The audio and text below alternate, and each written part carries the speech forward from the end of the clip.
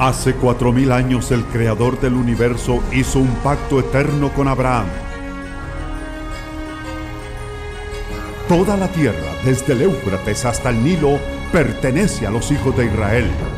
Ondas de choque sacudirán la tierra cuando el cielo descienda para cumplir esa promesa.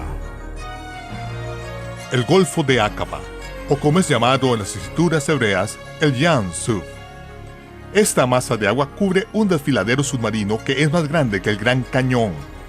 Fue aquí, en el antiguo puerto marítimo de Etzion-Geber, cerca de Eilat, donde el rey Salomón construyó su patio de la marina. De acuerdo a las escrituras hebreas, esta es la misma masa de agua, el Yam Suf, el mar de juncos, traducido incorrectamente Mar Rojo, que Moisés partió cuando llevó a los hijos de Israel desde Egipto al monte Sinaí en la tierra de Madián. Toda la caballería egipcia fue destruida en su intento de perseguir a Moisés a través de este mismo mar. Recientemente, un equipo de científicos usando cámaras robóticas submarinas filmó los restos del ejército y los carruajes de Faraón incrustados en coral, esparcidos alrededor de 1,5 millas en el fondo del mar de juncos. Soy Michael Root. Prepárese para un rudo despertar.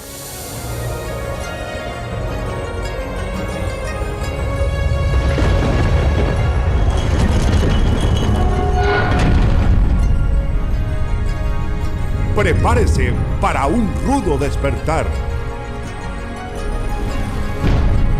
Con ustedes, Michael Root.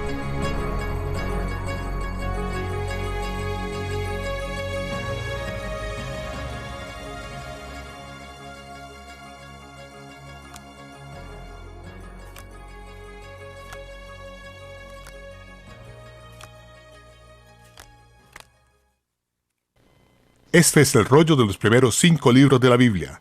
En hebreo se le llama la Torá. Torá significa las instrucciones. La Torá registra que el Creador habló directamente a un hombre llamado Abraham y le dijo que saliera de la tierra de los caldeos, también conocida como Babilonia, la cual estaba completamente sumergida en la adoración pagana al dios Sol. Por su obediencia, Abraham se le prometió que su descendencia heredaría toda la tierra desde el río Éufrates, hoy en día Irak, hasta el Nilo en Egipto. El nombre del primer libro de la Torá, Génesis, en hebreo es Bereshit, que significa en el comienzo. Registra cómo la descendencia de Abraham vino a morar en la tierra de Misraín, conocida hoy como Egipto.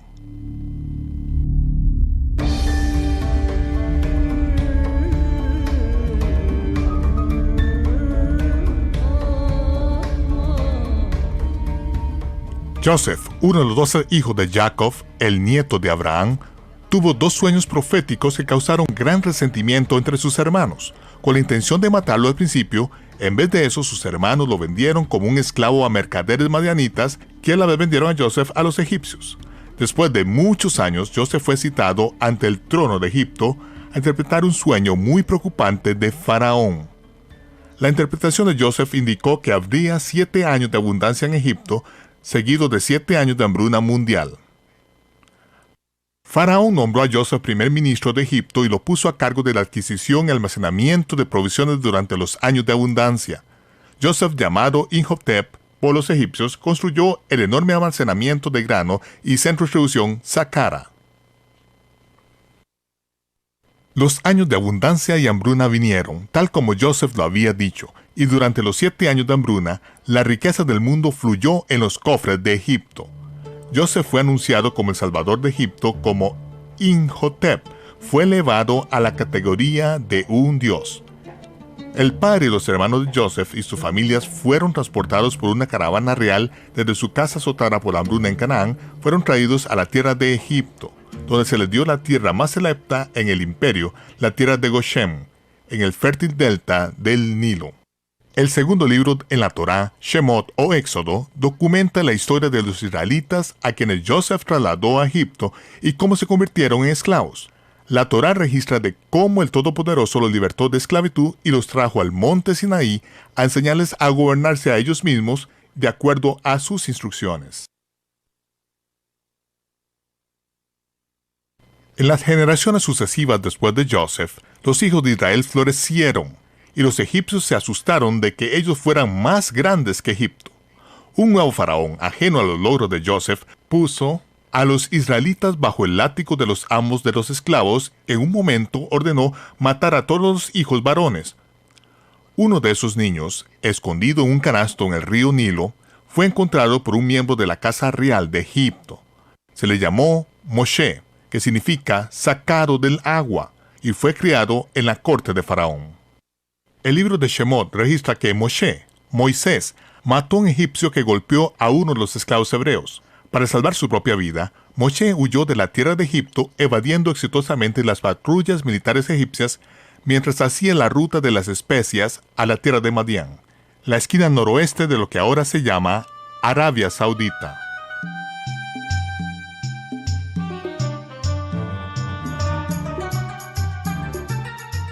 Moisés se convirtió en un pastor en la tierra de Madián, cuidando los rebaños de Yetro, el sacerdote de Madián. Moisés eventualmente se casó con la hija de Yetro, Séfora, y crió a su familia a la sombra del monte Sinaí. Un día, 40 años después de huir de Egipto, la atención de Moisés fue capturada por una zarza que parecía arder sin fin, sin ser consumida. Cuando se acercó a mirar esa maravilla, Yahweh habló a Moisés desde la zarza ardiente y le instruyó a regresar a Egipto a liberar a los hijos de Israel de esclavitud. Moisés tenía que llevar de vuelta a Israel a esa misma montaña, a Madián, para adorar al Dios de sus padres. Moisés regresó a Egipto y le pidió a Faraón que le otorgara a Israel la libertad de viajar 3 días al desierto y hacer sacrificio al Dios de sus padres. Y ellos necesitarían llevarse todos sus rebaños y posesiones con ellos. El faraón era dueño de ese pueblo. Él no los iba a perder de vista. Él dijo que no conocía al Dios de Israel. Bueno, una serie de plagas durante los próximos meses cambiaría esa declaración, ya que el Dios de Israel diezmó a la tierra de Egipto y expuso a sus dioses paganos como invenciones humanas. La última de las 10 plagas mató a los primogénitos de la tierra de Egipto. Solo aquellos que siguieron las instrucciones de Moshe se salvaron. Ellos tenían que llevar a su casa un cordero o un macho cabrío sin mancha de 1 año y prepararlo por 4 días. A última hora de la tarde del 14 del mes de la Semana Aviv, tenían que matar el cordero y poner su sangre en los postes y los dinteles de sus casas. Después de la puesta del sol, ellos tenían que comerse el cordero con hierbas amargas y pan sin levadura. Se comieron la comida de pie, con sus abrigos puestos, sus bastones en las manos y listos para salir en las primeras horas de la mañana. Alrededor de la medianoche, la muerte pasó por encima de las casas de los israelitas y de los gentiles que fueron obedientes a las instrucciones, pero hubo muerte en casi todos los hogares egipcios. A la mañana siguiente, la multitud mixta de israelitas y gentiles obedientes dejaron la tierra de Goshen y se reunieron para su viaje a la ciudad de Sucot. Explicación rudimentaria. Sucot en hebreo significa tienda o tabernáculo. La ciudad de Sucot o ciudad de tiendas probablemente se refiere a las grandes llanuras adyacentes a Sacra, el centro de distribución de granos de Joseph. A los mercaderes de visitantes no se les permitía permanecer durante la hambruna en la tierra de Egipto. Ellos tenían que continuar acampando en sus tiendas de desierto, portátiles o sukkahs durante su breve estancia. Esa ciudad de tiendas se conoció por los hebreos como Sucot. Hubiera sido un punto de referencia muy conocido por el pueblo, con una gran llanura para reunirse y su última parada para recoger los huesos de Joseph en la pirámide escalonada de Sacra, donde fue sepultado, cumpliendo así con su juramento hecho a Joseph 400 años antes de que cuando Elohim los visite, seguramente llevarán mis huesos de este lugar. El camino del éxodo de Israel siguió la ruta comercial establecida a Madián, que cruzó el área de los lagos amargos seguido de la costa oriental del Golfo de Suez, y luego se corta de un puerto de montaña directamente en el corazón del desierto de Sin. Cuando Israel huyó de Faraón, viajaron de día y de noche. Fueron protegidos del calor del sol del desierto por una nube en el día y eran calentados por una columna de fuego durante la noche. Faraón fue informado por los centinelas a lo largo de la ruta comercial que Israel había huido. Él sabía que habían dejado la tierra de Goshen, pero los 3 días que él había permitido que viajaran había expirado y simplemente siguieron su camino. y era obvio para Faraón que no tenían intención de regresar a construir sus ciudades de tesoro. Faraón ordenó un asalto montado con la esperanza de alcanzar a Israel antes de que se escaparan a la tierra de Madián. En lo que Faraón se acercaba por detrás, Israel tuvo problemas en su frente oriental. Los filisteos controlaban la ruta comercial del territorio norte del Yan Suf. El pueblo estaba demasiado cansado para enfrentar a los filisteos en batalla, así que Yahweh le dijo a Moshe: gira y acampa junto al mar en Pihahirot. Faraón dirá: los hijos de Israel están atrapados en la tierra. A medida que Israel se dirigía al sur cerca de Tan, entraron en el laberinto de torsión de un lecho seco del río conocido como Wadi Watir. Las montañas formaban paredes de miles de pies a cada lado del camino. Estaban literalmente atrapados en la tierra. No había manera de salir hasta que llegaran a Pihahirot, que significa la boca de los cañones, a la orilla del Yan Suf. Mientras Faraón se acercaba a esta ruta muy familiar para el puesto militar de Migdol, él sabía que tenía a Israel acorralada. Israel logró llegar a la playa, a lo que ahora se llama Nueva, y acamparon allí. Entonces escucharon el estruendo de los carruajes provenientes de la quebrada de la cual acababan de pasar. Al sur, a las montañas, se encontraba con el mar chocante, era intransitable. Al norte, el puesto de avanzada militar egipcio de Migdol hacía imposible retroceder hasta la costa. A su frente, Baal Zephón, en la tierra de Madián, que se establece a lo largo de 8 millas de agua, y la caballería egipcia estaba ahora a su puerta trasera. Como el faraón dio la orden de ataque, una bola de fuego del cielo separó el ejército de Faraón del campamento de Israel. Durante la noche, la columna de fuego mantuvo el ejército de Faraón en la bahía mientras que un fuerte viento rasgaba los cielos. A primera luz de la mañana, Israel se despertó con un camino de tierra seca que condujo por en medio del mar. Apenas a 100 metros del litoral, el fondo del mar desciende bruscamente en un abismo de 5.000 pies de profundidad bajo el agua, cerca de 1 milla en línea directa. Esta es la Gran Incisión, una fractura en la corteza terrestre que se inicia en el Mar Muerto y continúa por 3.000 millas en el continente africano. Si se quitara el agua, seguiría siendo imposible cruzar este abismo que es tan ancho y profundo como el Gran Cañón en Arizona. Pero al sur de aquí, en la playa donde Israel acampó, un puente de tierra bajo el agua se inclina suavemente a un ángulo de 6 grados que se nivela alrededor de 900 pies y luego aumenta gradualmente para satisfacer la costa occidental de Madián. Durante la Guerra de los 6 días en 1967, Israel capturó esta tierra en dirección al río Nilo, tal como fue prometido a Abraham. El cuerpo de ingenieros del ejército israelí estaba construyendo esta ruta para ayudar a patrullar sus tierras recién adquiridas cuando un arqueólogo aficionado de Estados Unidos, Ron Eldon Wyatt, encontró esta columna repleta de agua en la orilla. No había inscripciones legibles, y no se sabía cuántos siglos se había estado erosionando en la playa. Pero esta gran columna era inequívocamente fenicia en su estructura, que data de la época del rey Salomón, quien construyó su patio de la marina en este cuerpo de agua a unas 40 millas al norte de Nueva. Los ingenieros del ejército trajeron una gran grúa y pusieron esa columna con concreto de vuelta a la orilla del agua. Un año más tarde, una misión de reconocimiento encubierta de la orilla opuesta en Arabia Saudita encontró una columna idéntica que sigue en pie. En ella estaban los restos legibles de inscripciones del paleo-hebreo antiguo, las palabras Faraón, muerte, Misraim, Egipto, Rey Salomón y el nombre sagrado Yod-Heh-Vav-Heh, Yahweh. El rey Salomón, el hombre más sabio que haya vivido, sabía exactamente dónde los hijos de Israel habían hecho su escape hace tan solo 500 años antes, y así, él estableció columnas para recordar el cruce del Yan Suf. Después que los hijos de Israel cruzaron el mar hacia las costas de Madián, la columna de fuego se disipó, y el ejército de Faraón siguió el camino abierto a través de las aguas partidas, justo antes de que los carruajes de carga alcanzaran a los rezagados que ascendían la orilla opuesta. Yahweh miró desde los cielos y rompió las ruedas de los carruajes. Las paredes de agua de 900 pies colapsaron y aplastaron al ejército del Faraón, ahogándolos en el mar. Este relato abreviado del Éxodo en la Torá calza en la historia confusa de Egipto. Para entender la egiptología moderna, necesitamos entender la historia de Egipto primero.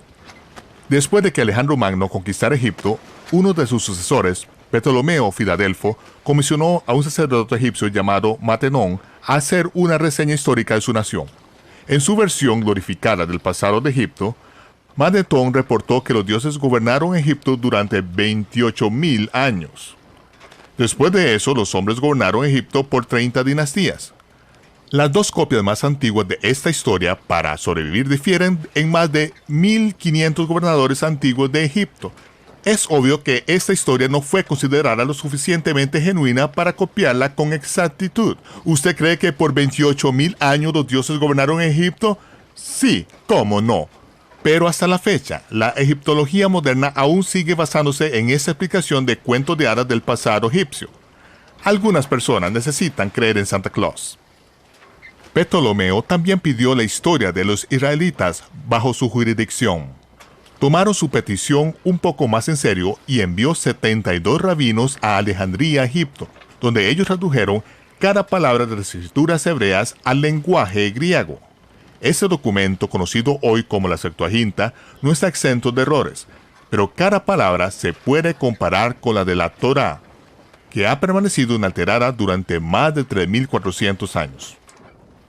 Muchos historiadores y teólogos basan sus interpretaciones de la historia egipcia antigua en la redención grandiosa de uno de los antiguos sacerdotes egipcios, mientras ignoran la exactitud de la Torá y la Septuaginta. Para sumarle a este error, Helena, la madre de Constantino, mientras estaba en una misión para encontrar nuevos ídolos para adorar, declaró que el monte Sinaí está en la península del Sinaí en Egipto. Disculpe por esta ruda interrupción, pero las escrituras claramente declaran que el rey Salomón construyó una armada de barcos en Epsion-Geber, que está junto a Elat, en la orilla del Yam Suf, o mar de juncos. Estamos justo al sur de Elat, en la costa de Epsion-Geber, y yo estoy en el Yam Suf, o mar de juncos. ¿Por qué es tan difícil determinar la masa de agua donde Moshe cruzó? La Biblia solo nos da una opción, y esa se refiere. Ya sé que Constantino le habría descomulgado por dar a entender a su madre que eligió el lugar equivocado para el monte Sinaí. Pero Constantino está muerto. Y también están las tradiciones que han esclavizado a nuestras mentes a la idiotez de tal manera que no podemos ni siquiera leer el texto de la Biblia y pensar por nosotros mismos. Tengo que conseguirme uno nuevo de estos. Rab Shaul, que era un maestro de las escrituras hebreas, declaró que el monte Sinaí está en Arabia. Él debe saber, a diferencia de Helena, ya que él en realidad vivió en Arabia. A pesar de que ningún artefacto arqueológico justifica la declaración de Helena, los teólogos cristianos han insistido que la Biblia debe estar errada, en lugar de la tradición de la Iglesia. Los eruditos judíos reconocen que el Sinaí de Helena es una invención romana sin fundamento en la realidad. Partes de carruaje, armas de guerra y los restos humanos y de caballos se habrían disuelto hace mucho tiempo en las profundidades salubres del Yam Suf. No esperaríamos encontrar ningún vestigio de las ruinas del campo de batalla del ejército de Faraón después de 3.400 años en el mar, a menos que hubiera una manera natural que los artefactos se conservaran en entorno de agua salada.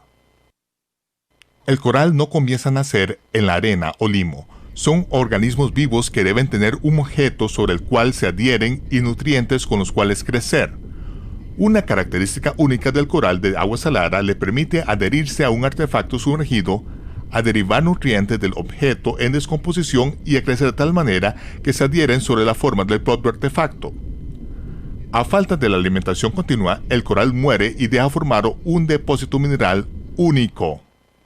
El Dr. Leonard Muller, un científico del Instituto Karolinska en Estocolmo, Suecia, que otorga el Premio Nobel en el campo de la ciencia, y un equipo internacional de biólogos de investigación dirigido por Viveka Pantian, trajo equipo científico moderno hasta el sitio del cruce del Mar de Juncos en la primavera del año 2000. Muller y Pantian se mostraron escépticos al principio, pero se interesaron en el proyecto después de ver la evidencia de una exploración previa del sitio. Lo que encontraron esparcido en el fondo del Mar de Juncos ha sacudido a la comunidad religiosa y científica. Cámaras montadas en submarinos de control remoto revelaron partes de carruajes incrustadas en coral, restos humanos y de caballos esparcidos en el campo de batalla en el fondo del Mar de Juncos. ángulos de 90 grados rara vez se presentan en la naturaleza, pero aquí, en el puente de tierra bajo el agua, un gran número de extrañas formaciones de coral presentan las características de las cabinas de los carruajes, las ruedas de los carruajes de 1 metro de diámetro adheridas a los ejes rotos y cientos de artefactos de coral en el que altos niveles de hierro aún pueden ser detectados por los magnetómetros. Prueba científica de que este coral se ha adherido a sí mismo a los artefactos metálicos que dan a luz a este depósito de chatarra bajo el agua. Numerosos artefactos circulares evidenciando una circunferencia de hierro están dispersos de manera aleatoria en el campo de batalla bajo el agua. Miden aproximadamente 1 metro de diámetro, las mismas dimensiones de las ruedas de los carruajes encontrados en la tumba de Tutankamón.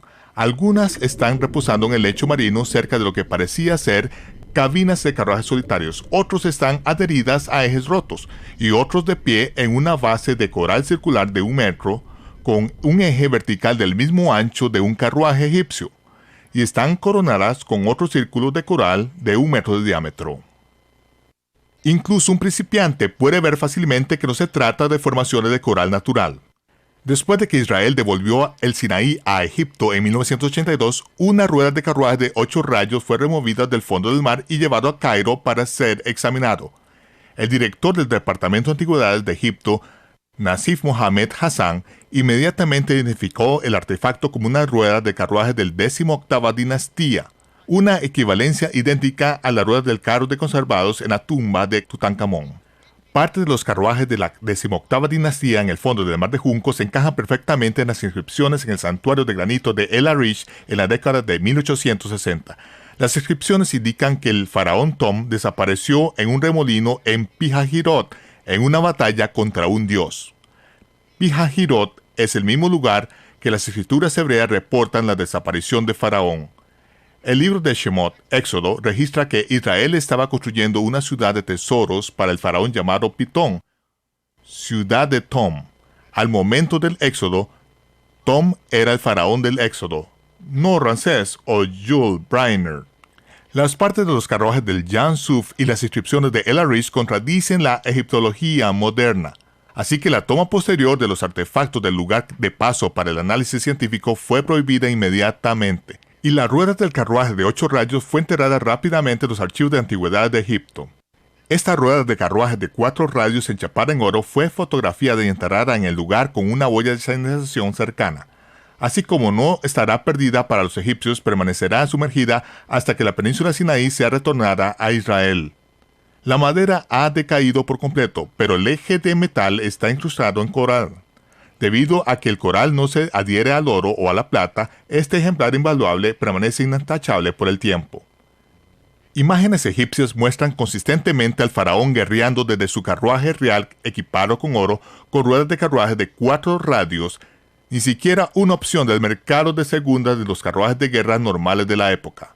Una fuerte evidencia de que esta es realmente una de las 2 ruedas de carruaje que Faraón Tom cabalgó hasta su muerte. Para muchas personas, encontrar el verdadero lugar de paso del Mar de Juncos es una mala noticia. La bendita ignorancia ha muerto y usted reconoce que el Creador se ha revelado a sí mismo por medio de su pueblo y sus profetas. Pero esto es una buena noticia para aquellos que verdaderamente creen en el Dios de Israel y obedecen sus mandamientos. Aquí, en el fondo del Jan Suf, reposa la evidencia de que el Creador ha actuado en el nombre de su pueblo en el pasado. Prueba de que usted puede contar con su promesa de que en los últimos días Él llevará a cabo un milagro que hará que la partición del Mar de Juncos sea algo pequeño en comparación. Soy Michael Root, invitándole a que nos acompañe la próxima vez en Un Ruto Despertar. Y nos vemos cuando se despeje el humo.